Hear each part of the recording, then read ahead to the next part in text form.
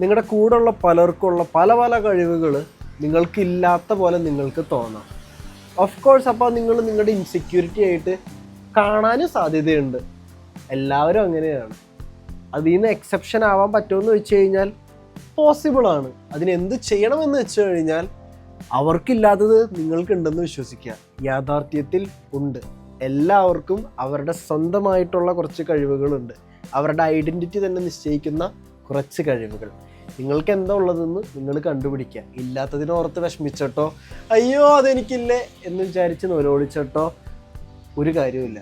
എന്ത് ചെയ്യാൻ പറ്റും? നിങ്ങൾക്കുള്ള കഴിവ് അല്ലെങ്കിൽ നിങ്ങൾക്കുള്ള ടാലൻസ്, നിങ്ങൾക്കുള്ള സ്കിൽസ് കണ്ടുപിടിക്കുക. നിങ്ങളുടെ ഉള്ളിൽ എവിടെയെങ്കിലുമൊക്കെ അതിങ്ങനെ ഒളിഞ്ഞും പാത്തും ഇരിക്കണ്ടാവും.